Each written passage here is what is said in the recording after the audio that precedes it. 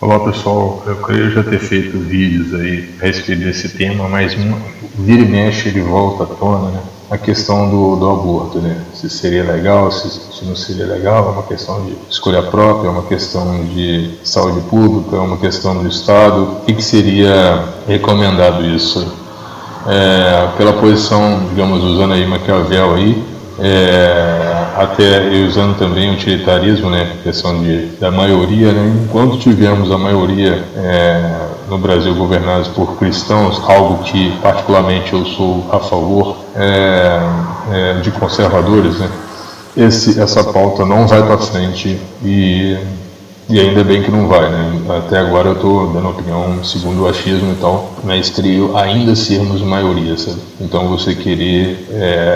toda vez que uma minoria vence, é necessário que seja uma vitória, digamos, pelo menos qualitativa, sabe? Para compensar digamos, a falta de proporção com relação a cada tema. Mas como esse tema atinge, lógico, a vida da mulher, mas muito mais a vida de um inocente, né?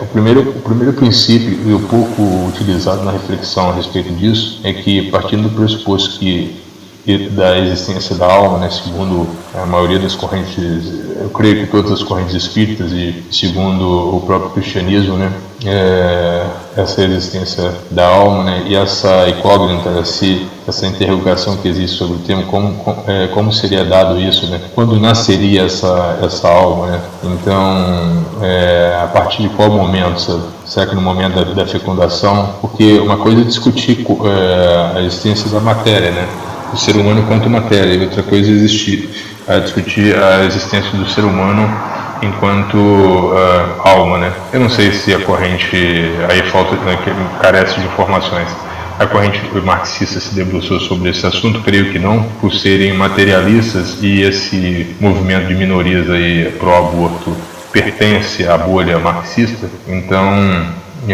seria necessário, acima de tudo, negar a existência da alma, porque mesmo que depois, após a fecundação, esse embrião ele não seja, entre aspas, um ser vivo na concepção deles, o que diríamos a respeito da alma, sabe? Então, assim, a maioria ignora, mas considerando agora a forma, entraríamos então na questão do nosso velho querido Aristóteles com relação ao ato potência. Vou ler aqui um texto, né? Não é a minha área de pesquisa, então preciso, assim como a Marilena Chauí, que não consegue até hoje andar sem a muleta e não consegue improvisar sobre os temas, né? Ela sempre tem que escrever aquilo que pensou. Eu vou ler aqui. Ato é a forma assumida. Então, eu vou falar com minhas próprias palavras, depois eu vou confirmar aqui. Então, diz Aristóteles que é o seguinte: o ato é tudo aquilo que é, e a potência é tudo aquilo que pode vir a ser de acordo com as condições apropriadas, né? Ou as condições determinadas pela essência da coisa. Então, sei lá, uma mangueira nunca seria uma pereira, uma mangueira nunca seria uma jabuticabeira, e daí por diante, né? E daí por diante, sabe? Então, toda aquela semente que tem a qualidade para ser tal coisa, que tem a essência daquilo, não pode ser outra coisa senão aquilo. Então, o embrião não pode ser outra coisa senão um ser humano. Então, ele já em potência o ser humano. Depois que ele vira ser humano, ele ele já é o ser humano. Ele já é em ato ser humano, depois da fecundação. Ele já é em potência um ser humano, ele já é um ser humano em ato. Ele sai da condição de possibilidade na linha tênue, né, entre a fusão ali, que vai gerar o embrião. Depois que ele vira o embrião, ele já é um embrião, ou seja, um ser humano ele é um embrião em ato e um ser humano em potência. Ser humano que eu digo assim, né? Ser humano, só modo de dizer, né?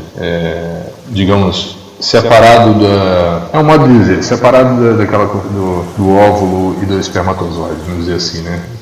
Propriamente dito, né? É como se ali naquele embrião fosse uma representação da semente, né? Que em ato é semente, em ato é embrião, em potência, aquela semente, sei lá, é uma árvore ou é qualquer outra coisa, né? é uma alface, sei lá, seja qual for o exemplo, e, então quer dizer, em ato é a semente, em potência é o alface, em ato é um embrião, em potência é um ser humano.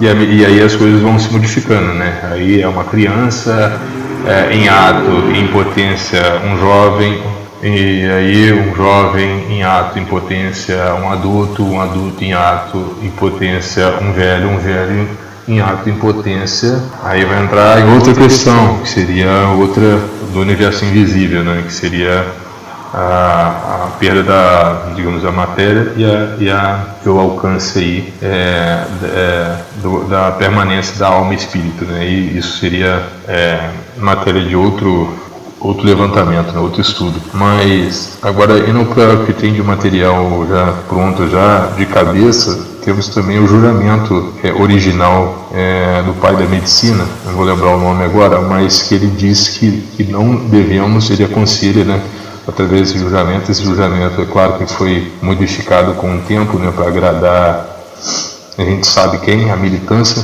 mas ele na origem, não administrar substância, veneno ou substância abortiva. É uma recomendação do primeiro médico, do primeiro pai da medicina. Então, eu vou ler aqui a questão duas coisas. Eu vou ler sobre a questão do juramento e a questão as próprias palavras aí do Aristóteles, né?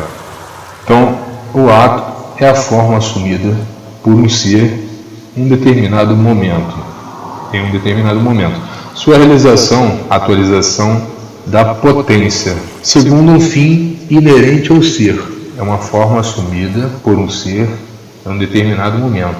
Ele é em ato e sua realização, atualização da potência, aquilo que eu falei, a potência que evolui para o ato, ou, dependendo da coisa, como eu havia dito, a semente em ato e a evolução. Por exemplo, uma árvore, a semente em ato, uma árvore em potência, uma árvore em ato, uma cadeira em potência, uma cadeira em ato,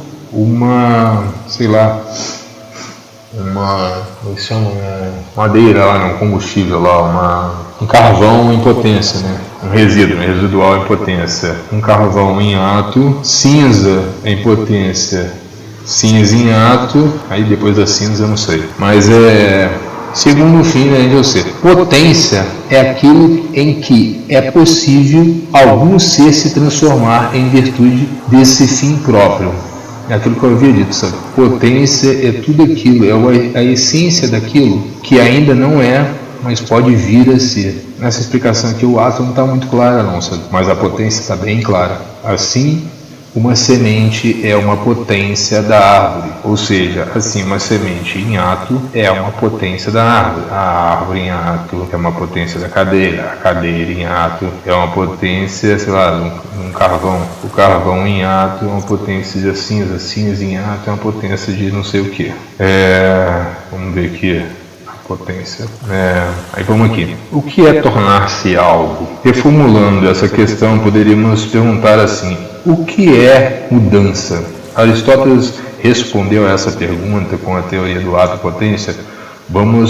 Então, o problema da permanência e da mudança vem desde os filósofos pré-socráticos. Aí aquela questão da briga lá, nem briga, né? Eles meio que se complementam, né? Do Parmênides e Heráclito, né? Aquilo que vem a ser e aquilo que é e aquilo que vem a ser, e esse ciclo aí. O pensador Aristóteles entrou na história da filosofia como mestre na arte do pensamento.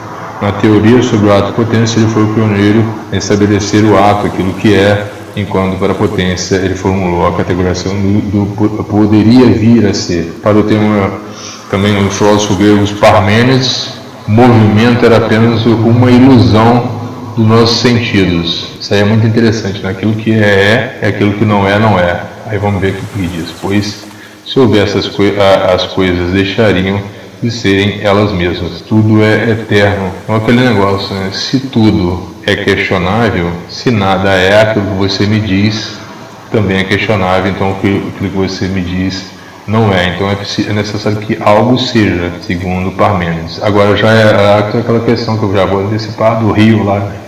Que não se pode entrar duas vezes no mesmo rio, como ele se modifica, você sofreu a influência do tempo, ou seja, não é a mesma pessoa e nem o rio.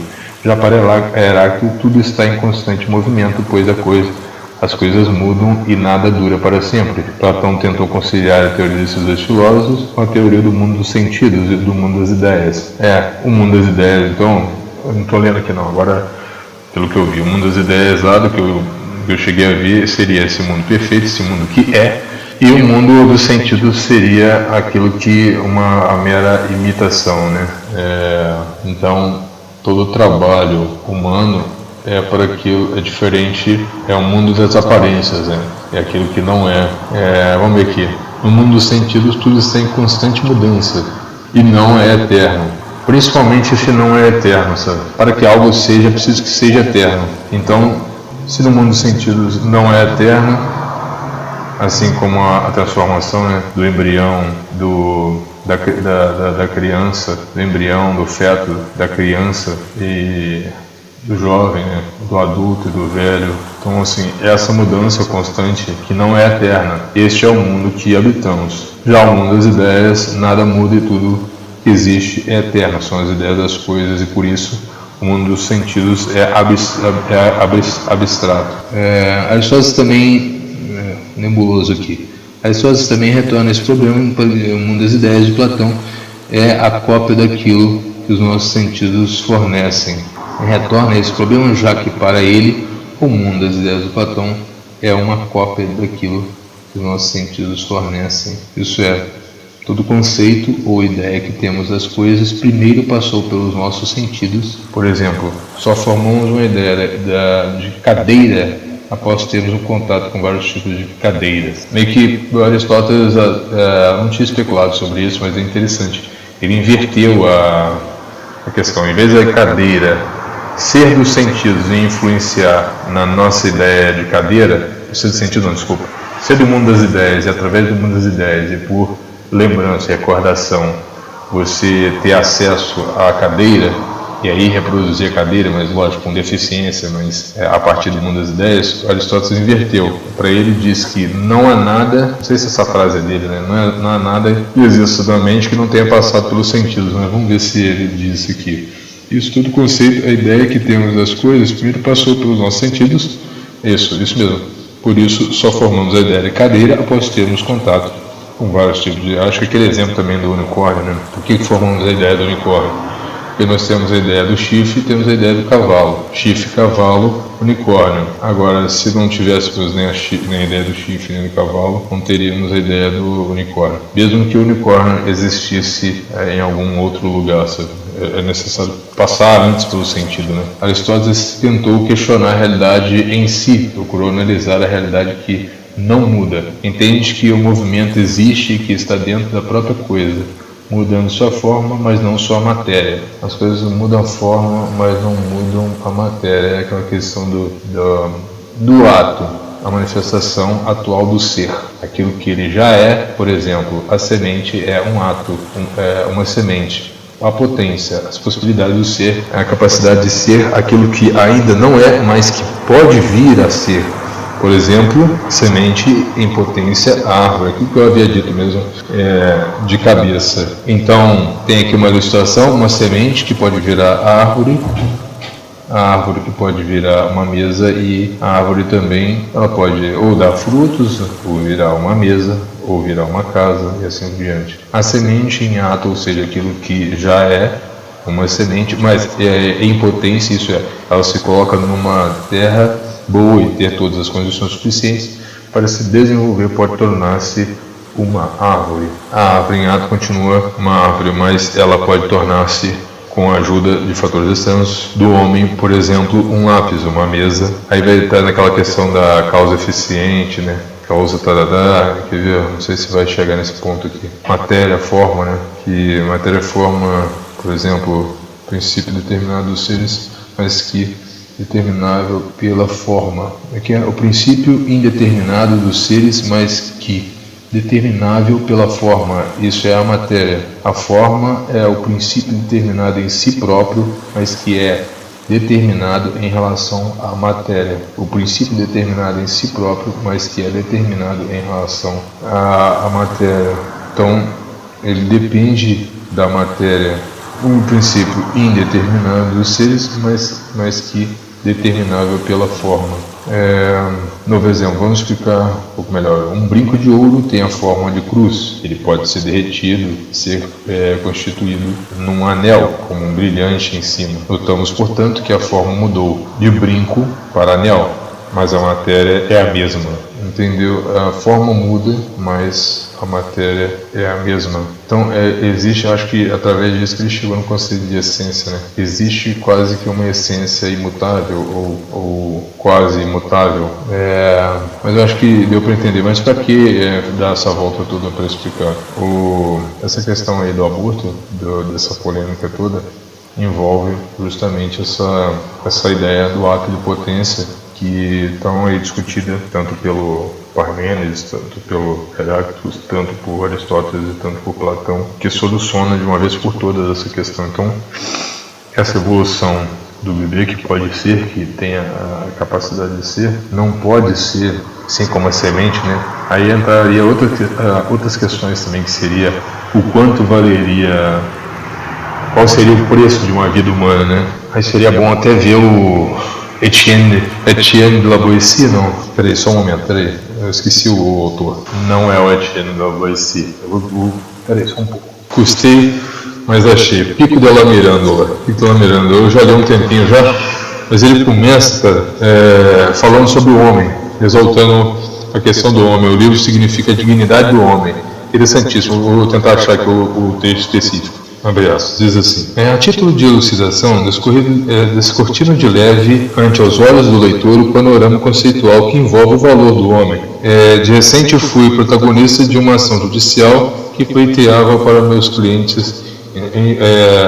Não, gente, desculpa. Tá, tudo bem. Tá no livro do La Fontaine, mas quem diz isso aí é um tal de Luiz Ferracini. Com muito custo consegui achar aqui algo sobre o Luiz Ferracini. É o que comenta, ele faz a introdução aqui na apresentação do filósofo Pico della Mirandola, sobre essa questão da dignidade do homem. Então, sobre a sua biografia aqui, Luiz Ferracini, sacerdote católico, advogado e professor de direito. Isso, ia achar poucas coisas. É interessantíssimo o que ele diz na página aqui, que é o seguinte, vamos lá, aí sim.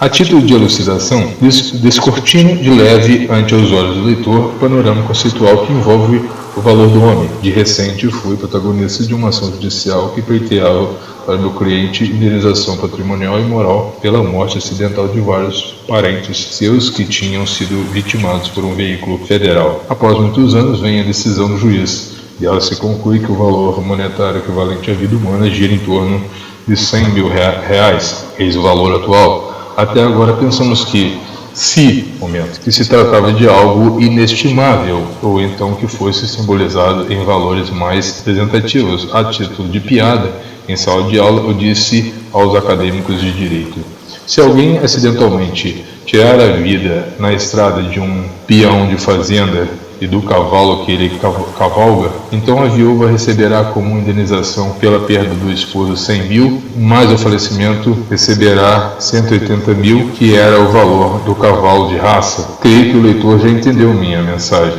Aí é de todo conveniente insistir no apreço ao tema sobre a dignidade do ser humano. Aquilo que eu mesmo ouvi em 3 faculdades de Direito, sendo 2 na Europa e uma no Brasil, além dos cursos de pós-graduação em diversas áreas. Aí ele continua. É um livro muito bom, tem muito tempo que eu li, eu até pretendo fazer alguma coisa sobre ele no canal. É lógico que o que eu lembro do livro, até na metade do livro eu achei interessante, depois ele começou a ficar meio pedante, falar de si mesmo.